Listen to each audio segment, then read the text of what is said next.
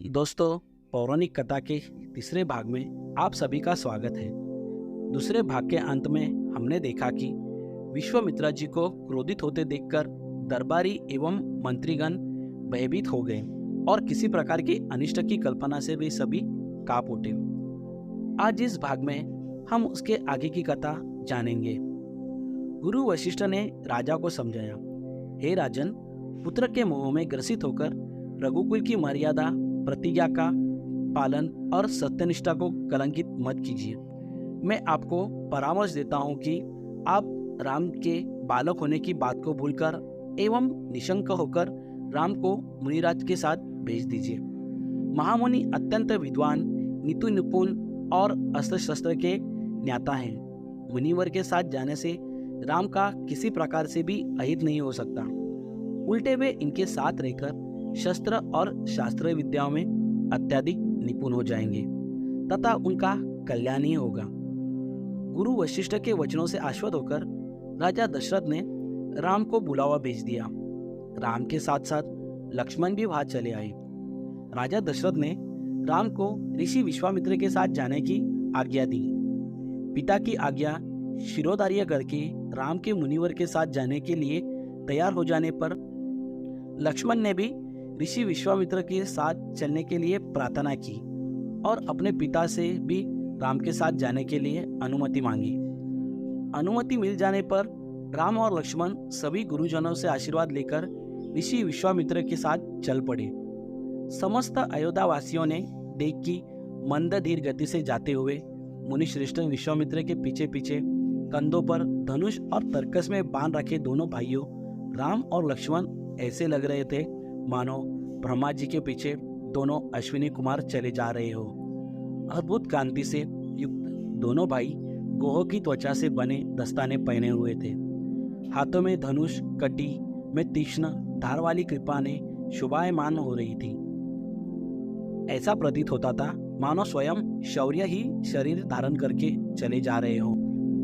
लता विटुपे के मध्य से होते हुए 6 कोस लंबा मार्ग पार करके वे पवित्र सरयू नदी के तट पर पहुंचे। मुनि विश्वामित्र ने स्नेहयुक्त मधुर वाणी में कहा, हे वत्स, अब तुम लोग सरयू की पवित्र जल से आचमन स्नान आदि करके अपनी थकान दूर कर लो। फिर मैं तुम्हें प्रशिक्षण दूंगा। सर्वप्रथम मैं तुम्हें बला और अतिबला नामक विद्याएं सिखाऊंगा। इन विद्याओं के विषय में राम के द्वारा जिज्ञासा प्रकट करने पर ऋषि विश्वामित्र ने बताया, ये दोनों ही विद्याएं असाधारण है। इन विद्याओं में पारंगत व्यक्तियों की गिनती संसार के श्रेष्ठ पुरुषों में होती है। विद्वानों ने इन्हें समस्त विद्याओं में जननी बताया है। इन विद्याओं को प्राप्त करके तुम भूख और प्यास पर विजय पा जाओगे। इन तेजोमय विद्याओं की सृष्टि स्वयं ब्रह्मा जी ने की है। इन विद्याओं को पाने का अधिकारी समझकर मैं तुम्हें इन्हें प्रदान कर रहा हूँ। राम और लक्ष्मण के स्नानादि से निवृत्त होने के पश्चात विश्वामित्र जी ने उन्हें इन विद्याओं की दीक्षा दी। इन विद्याओं के प्राप्त हो जाने पर उनके मुखमंडल पर अद्भुत कांति आ गई। तीनों ने सरयू तट पर ही विश्राम किया। गुरु की सेवा करने के पश्चात दोनों भाई तृणशय्या पर सो गए। दूसरे दिन ब्रह्म मुहूर्त में निद्रा त्याग कर मुनि विश्वामित्र तृणशय्या पर विश्राम करते हुए राम और लक्ष्मण के पास जाकर बोले, हे राम और लक्ष्मण, जागो, रात्रि समाप्त हो गई है। कुछ ही काल में प्राची में भगवान भुवन भास्कर उदित होने वाले हैं। जिस प्रकार वे अंधकार का नाश कर समस्त दिशाओं में प्रकाश फैलाते हैं, उसी प्रकार तुम्हें भी अपने पराक्रम से राक्षसों का विनाश करना है।